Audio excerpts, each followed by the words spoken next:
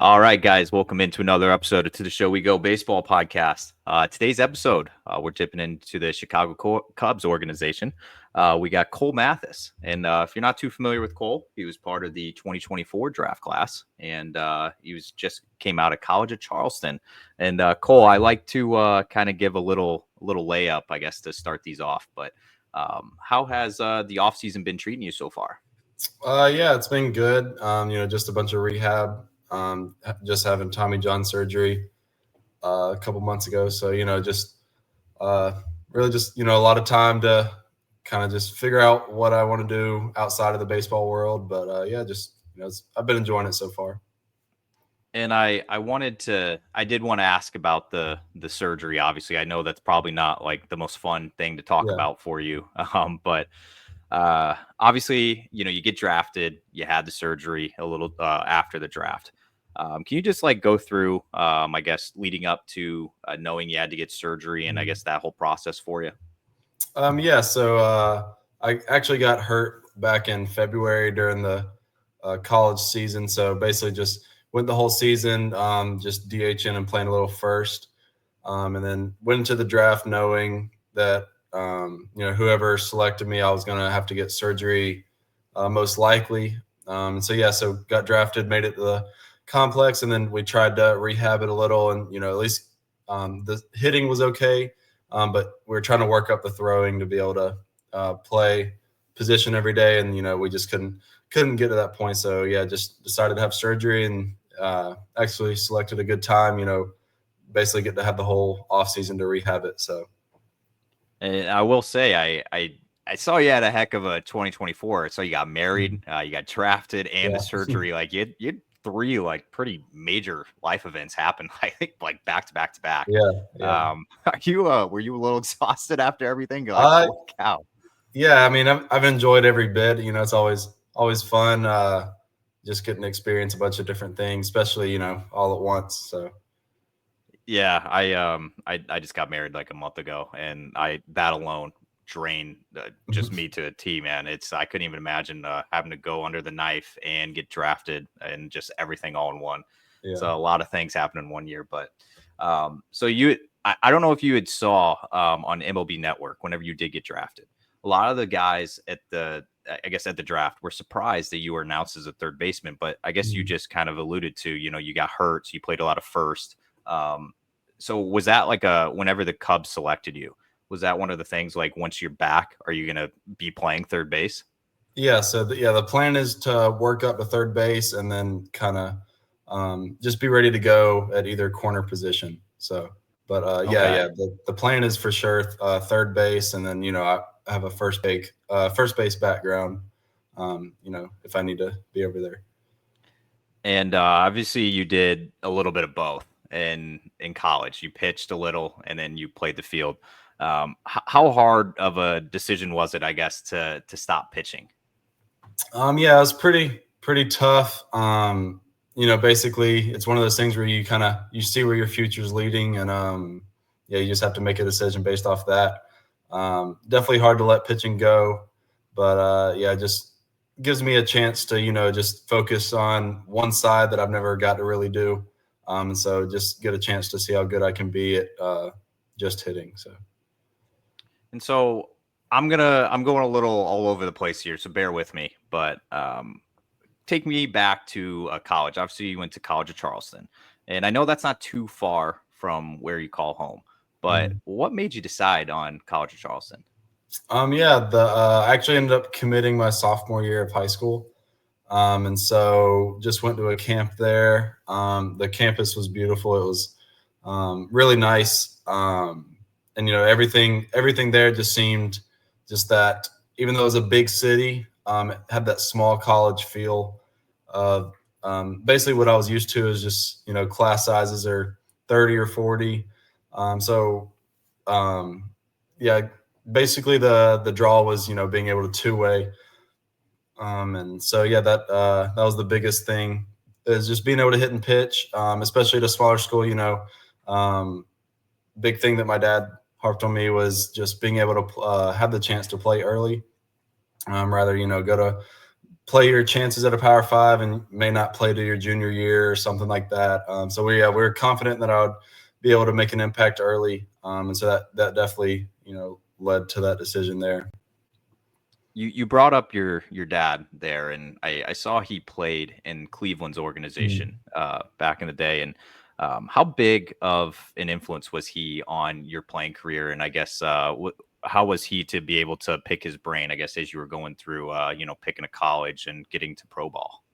Yeah, he's been huge. Since he was a pitcher, he's definitely had the arm to long toss or throw BP anytime.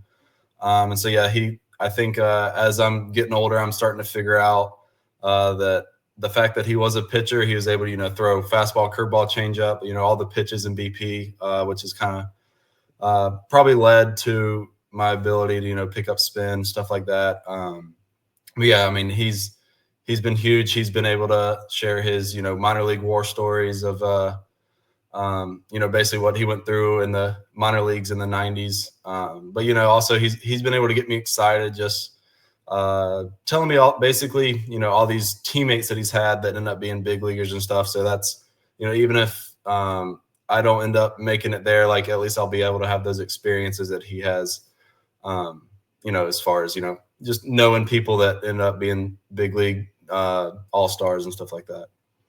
Yeah, obviously since the minor league, I guess the playing conditions and all that, the living conditions and all that got better. I'm sure he has quite a few stories from when he was in minor leagues. I know it was very different than what they experience now. I'm sure you've definitely heard some things.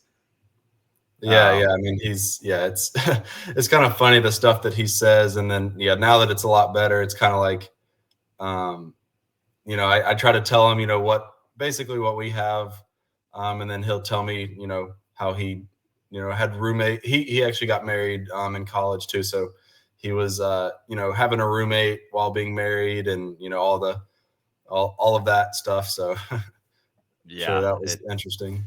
I sometimes when I hear the stories, I'm like, I don't even know how that was legal. Like some of that stuff, like it's insane. That was literally even just like as of like 5-6 years ago, there was things like that happening. Just craziness in the minors. But I got one more college related question here, because it's going to be from that same clip that I saw on your draft day.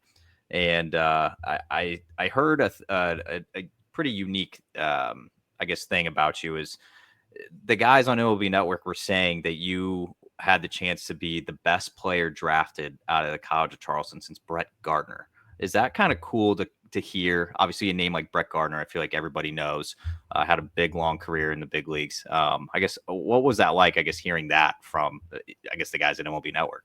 Yeah, I mean, it really was a cool feeling to have that. Even though just going to Charleston, we talk about Brett Gardner like we got like a big sign on our outfield wall of him. So, even though he went to school there, we didn't know when he was there. So it's really cool to just, hopefully if I can end up having, just a type of career that he had, just knowing that the way that the legacy that he left behind, it's just really cool to be in that same conversation as him. And so take me to draft day. I know you kind of touched on it a little bit, but did you know it was going to be the Cubs all along? No, they kind of came in at the last minute. It was a big surprise, but yeah, I mean, it was one of those things where, you go in, people tell you, you never know until that pick. And it was one of those things where, you don't really know until it happens. And yeah, just a few picks before they made the call. And so we were able to prepare about 5 minutes before, but it was just really, really cool. And, just having a bunch of friends and family over celebrating that. So. And I did take a peek at your Instagram. I saw that you did get a chance to go visit Wrigley and kind of see Chicago a little bit. Was that the first time you'd been there? And I guess, how was that experience after the draft, getting to see the city? Yeah, it was really cool. Yeah, that was my first time really out of the, excluding the college baseball travel, really first time out of the Southeast. And so, yeah, just seeing somewhere, as historic as Wrigley Field was really cool to see, especially, now that I have a chance to, be able to see myself playing there in the future is just, it was really cool to see that. And then plus Chicago as a city was just really cool with all the architecture and, just how big of a city it actually is. Speaking of traveling, and you'd kind of mentioned it along your college career, you get to see a lot of new places. And I want to ask you, because me and Chris have some ties to Massachusetts, and you obviously spent some time on the Cape in the Cape League. Can you describe your experience on the Cape? Like, did you enjoy it? I'm always curious about a guy that's grew up in the South and may not have ever been to Massachusetts or Cape Cod or anything, and going there for the first time and going through that experience. Like, I guess, how was it for you? Yeah, I mean, I loved it. It was probably the best summer I've had just playing baseball. It almost felt like pro ball. You just basically we woke up every day.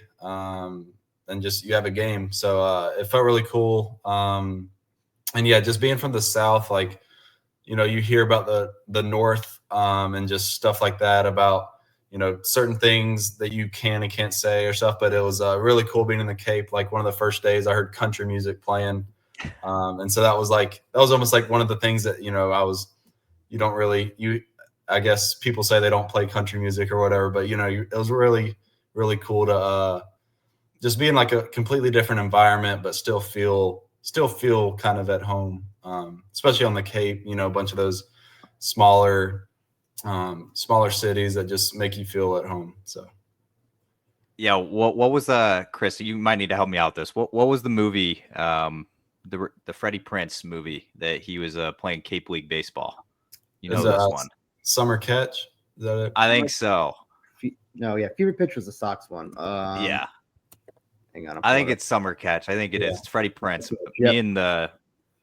Me and the wife watched it like not that long ago because she was, kind of intrigued by the whole summer league thing. And she's like, that's incredible. Like they just like go play games during the day. They go out to like the bars on the Cape and like go drink. And there's all these like rich, like kids around, like hanging out with their parents' house. But was it anything? Well, I guess what was your experience like off the field in the Cape? I know you kind of mentioned like hearing the music and everything, but did you like the food scene? Did you like, hanging out by the beach? Like what were some of your favorite things?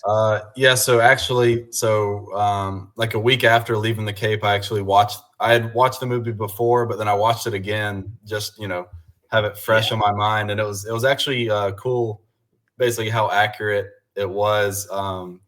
Just talking about, like you were saying, like a bunch of, just, what am I trying to say? The atmosphere overall of like the movie was really kind of spot on. But yeah, outside the field, it was almost like they kind of described it and they like let us know before, like it was a lot of older population around that area. So basically, if you're in your young 20s, people just assumed that you were there to play baseball. And so that was kind of like what we got. People would come up and ask like, are you here to play this summer? And they'd kind of like, no, especially if I played for Cotuit. So if I wore anything, Cotuit Kettleers, anything like that, people would come and talk to me, ask me where I'm from and stuff like that. So it was really, off the field, they almost treated you like you were a celebrity just because of the deep historic roots there that, they've seen so many people come through there and end up being, big MLB superstars. So.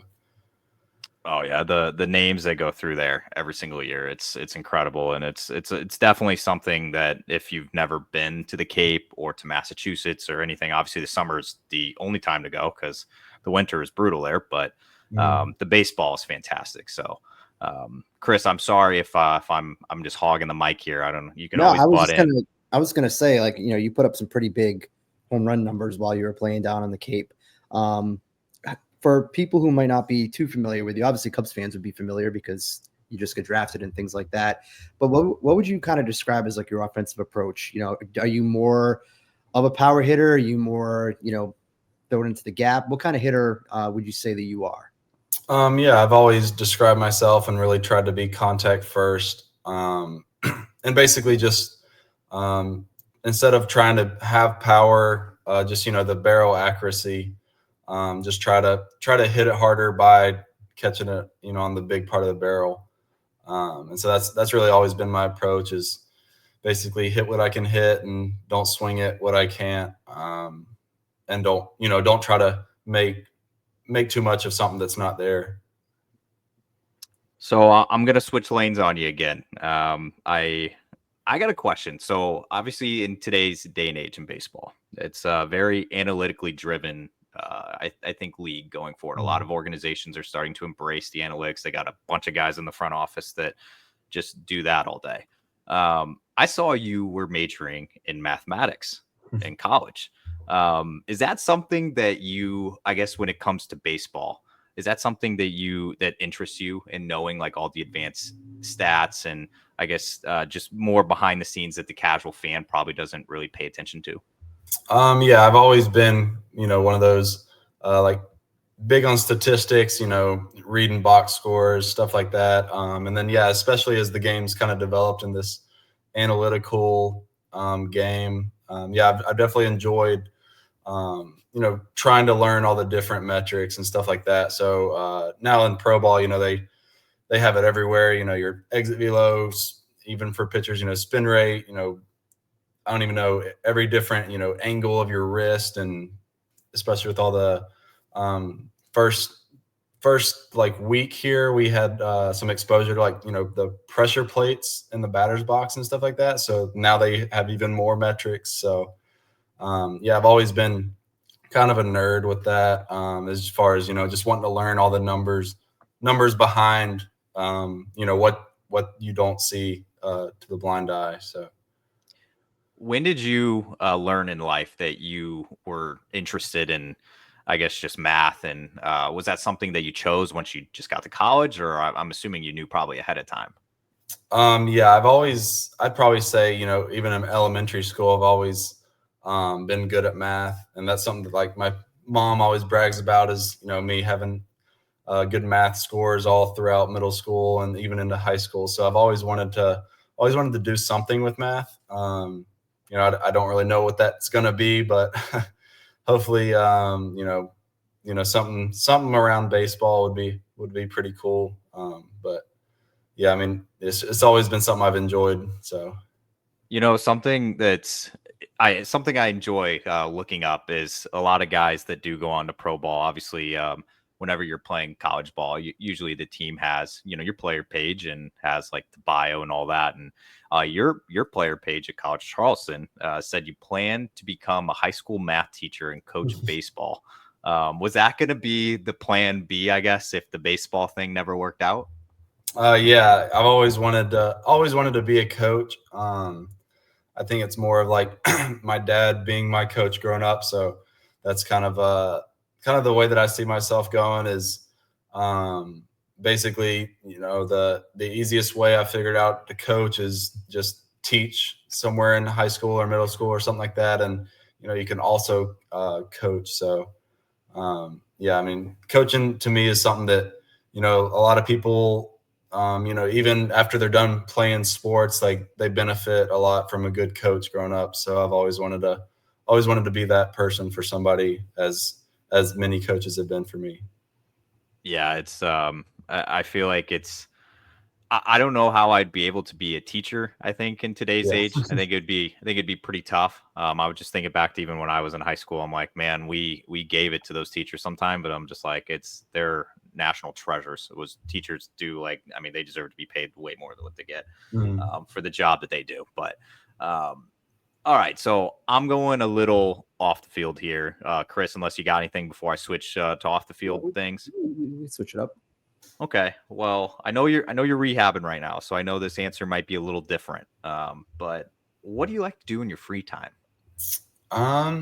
Yeah, I've always been a big gamer. MLB The Show, Fortnite, really anything on the PlayStation, Xbox, whatever. But as I've had more free time, me and my wife, I've enjoyed just traveling, really just seeing different places we've never seen before. Especially neither of us have been out west. Really, this is a big chance for us to just see different areas. We went up and saw the Grand Canyon, so that was that was pretty cool. But yeah, I mean, I think traveling is probably my big thing right now as far as seeing that. It's something that, many people you don't get to do, so you might as well take advantage of when you can. So, what states are up next on the list? Ooh, I'm not sure. But I don't know. I think San Diego is one of those cities that we definitely want to go visit, especially since it's so close. And then people around here keep telling us about like Flagstaff and Sedona.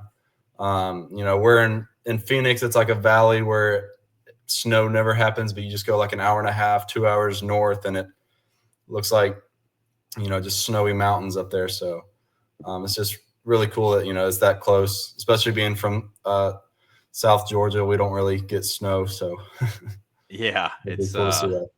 Yeah, I feel like very lucky. Very, very lucky.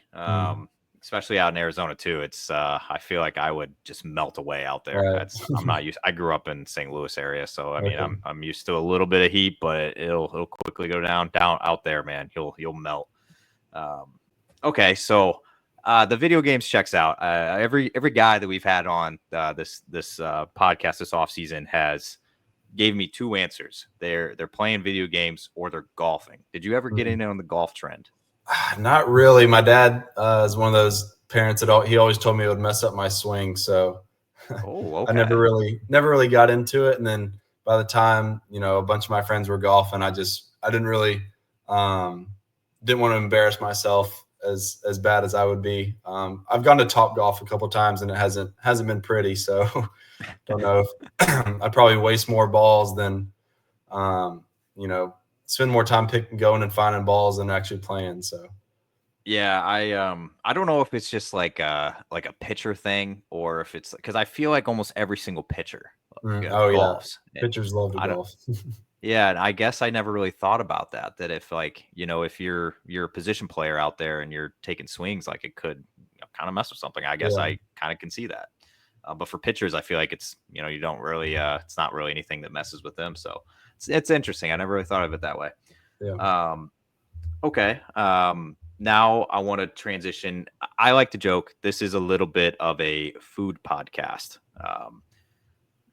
I have asked this question to every single person that's come on the show, and you are a Georgia boy. So I have a lot of faith in you on this answer from me because I feel like a lot of Georgia guys I get on here, they give me the correct answer here. So I have a fast food fried chicken place that is near and dear to my heart. So no pressure on this, but you're hungry for lunch one day and you want fast food fried chicken and every single option is available for the choosing. Where are you going? Definitely probably Chick-fil-A. That's like definitely the go-to, either that. And if it's Sunday, then Zaxby's. Okay. I was aiming for Zaxby's on that one. Yeah. I need a sound like board so that way when they mention Zaxby's, I can. Yeah, they said Chick-fil-A first, but I didn't realize how much I liked Zaxby's until being out here in Arizona. There's not any Zaxby's, and so I went home and had Zaxby's, and I realized how much I like it. But yeah, Chick-fil-A's always been my number one. So okay, so that leads me into the next question here because sometimes these can overlap. So let's just take you back to college on some days when you knew that you were gonna pitch or whatever. What were you eating? Like, what was your go-to pregame meal?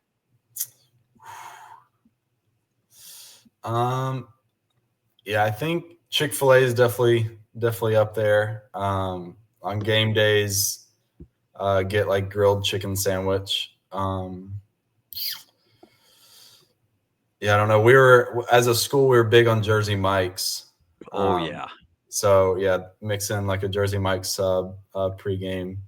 What's your what's your go-to Jersey Mike's sub? It's the chicken bacon ranch. Good man. Good man. Yeah, so I prefer the hot subs over the cold subs. So yeah. I always flip-flop, but the chicken bacon ranch, you can never go wrong. Right, my wife jokes with me that if it's on a menu and we're going somewhere, like she knows what I'm getting. So You can never go wrong. It's always good. Right. Like it's just nothing bad about it. But Jersey Mike's is near and dear to my heart. I absolutely love that chain. That also brings me to another question. This is my last food one. And Chris, it's not the sauces. I'm retiring that question because it's a bad question, I think. If you had to give me your Mount Rushmore of chains, like restaurant chains, they can be sit down or fast food, Okay. and you just had to give me 4, what would those 4 be? I think let's see, Texas Roadhouse. Yes, sir. I always loved O'Charlie's as a kid. The place with the free samples, like at the malls. No, or am I thinking of the wrong place? No, O'Charlie's. I don't know. They were like a sit down place around me. I don't know if it was like a Southern thing. I don't know. A bunch of them are closing down though. But Okay. R.I.P. man. If that's the case.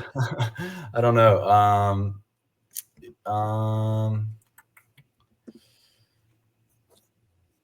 Let's see. I think Chick-fil-A, and then get some pizza on there. I'll have to go Papa John's. Okay. Yeah. That's not bad.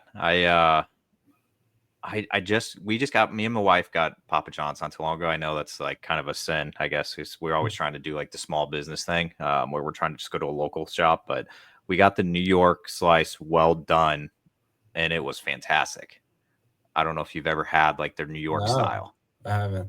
Oh, it's fantastic. You got to try that sometime. But Okay. All right. Well, that's all the food questions I had. I like to dabble in that a little bit because I'm a big food guy, and I know everybody else loves food. Unless you're just on like strict diets like Blaze Jordan that we had on here. But all right, Chris, do you got any one-offs, randoms here? I got a few left in the tank, baseball related. I'll ask, like I do with every guy that we have on the podcast. I need to know what the most embarrassing song is that you have on your playlist. Ooh, I don't. Let me see if I've got. Everybody's got one.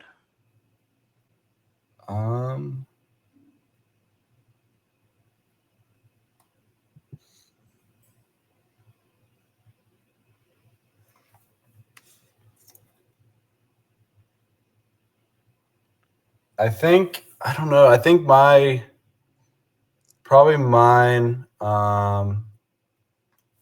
Maybe like A Million Reasons by Lady Gaga. That's a good one though. I don't know. That's it's a like, solid one. Yeah, I don't know. We'll accept that answer. Yeah, I mean, yeah, that's probably. I mean, mix in some Lady Gaga like in there. Yeah, I'm not a big pregame music listener, but that's probably in there. Do you have any? I know Andrew asked about like the food and stuff, but are you superstitious? Are there things that you do every game day that you have to do all the time, or you just kind of go about your day as normal? Maybe not too much superstition. I can't think of any right off the top of my head, but I do have some like, certain routines where I have to do certain things like in order. I'd probably say like, yeah, I'd probably say one of my big superstitions is like the order that I put on like my batting gloves, elbow guard, shin guard, stuff like that. And so basically like what I do is like for the day, like the first at bat, I'll, put it on a certain way. And if I get a hit, I have to remember like, what way I put it on. If I start getting out a bunch, I'll just switch it up. But that's probably like the big one is like the certain order I do stuff in. What, I guess whenever you do, when you do get healthy and you're making your professional ball career, do you have like this is going to go along with the song thing that I was just thinking of, but what would be your walk-up song? Yeah. This past year, it was Where I Belong by Building 429. It was a good Christian song. I've always tried to have like a good Christian song as my walk-up songs. So yeah, I don't know. This year, I'll definitely have to look. Especially with some of these parks that might have better sound systems, it might sound a little better. Find a good song that matches the sound system. So. Oh yeah, that's important. And also there's going to be probably more fans, I would assume. Right. Just as you go up levels, obviously, you're just gonna have more fans. Because I know Iowa, I know that's in the future a little bit, but Iowa can draw a crowd. Okay. They are very good about drawing a crowd. All right, this is a two-parter, and it's before I switch back to a couple baseball to end this thing. I need your favorite movie and TV show of all time, so one of each. All right. Favorite movie.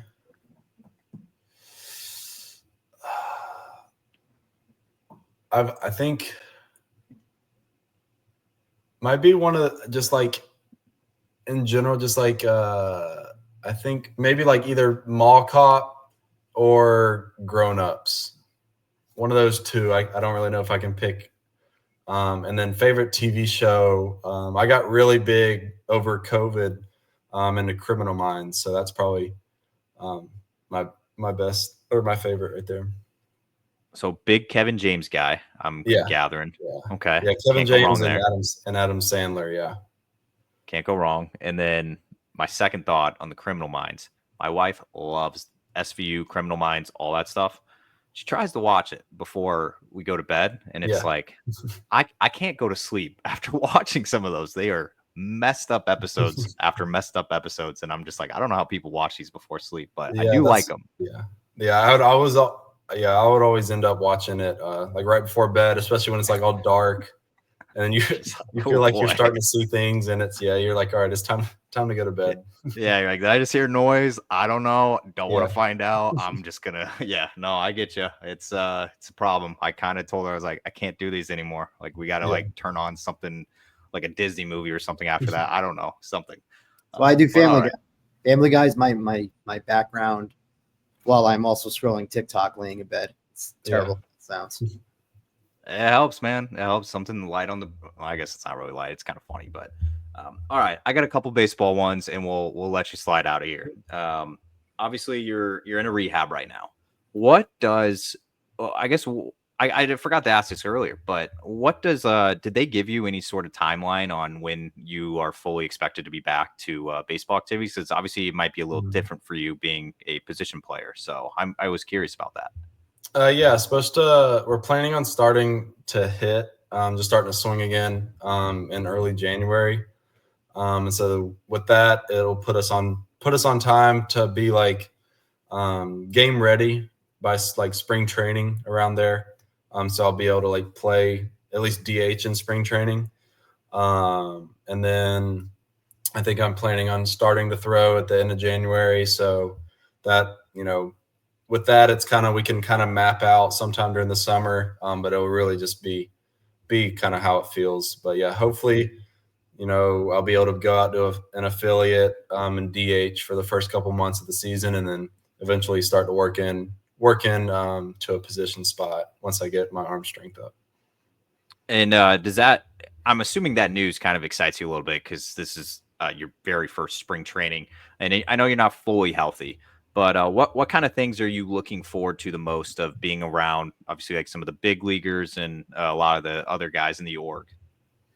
Yeah, I mean, I'm looking forward to, just really just get back in the game, be able to wear a Cubs jersey, and really just start playing games. It's really been helpful to find out just how many guys have had Tommy John surgery.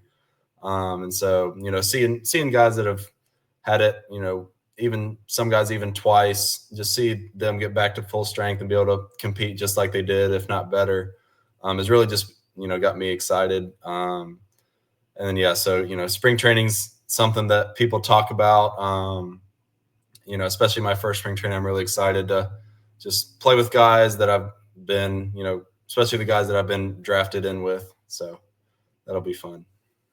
And I always like to end these on this question here, and I like to speak things into existence, so I just like to keep saying it until it becomes a thing.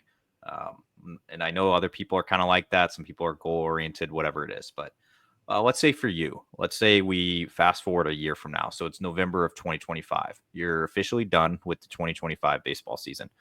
Can you just give me like one or two things that you say you would like to speak into existence that you want to have accomplished by the end of the 2025 baseball season? Yeah, I think the big one for me is just be able to play, I'd say third base consistently. Maybe it's not like, you know, a measurable goal, but like, yeah, just play third base consistently, be able to show that I can do it. And then, yeah, another one, I'd probably love to hit like, you know, I'd say 20 home runs is a goal that I'll just put out there. It's something that I want to be able to do. You know, being able to transition from college to pro ball, especially with a lot more games. You know, I don't even know what all the stats are, but you know, I think 20 home runs is good for me. I mean, that's a heck of a season too. So, Yeah. but Cole, we appreciate all your time. Obviously, we wish you the best on the rest of the rehab, and definitely looking forward to seeing you get back in that batter's box and spring training once 2025 rolls around. But like I said, we appreciate you hopping on, and thank you so much. Oh yeah. Thank y'all. You know, it means a lot to just be able to do this. So thank y'all.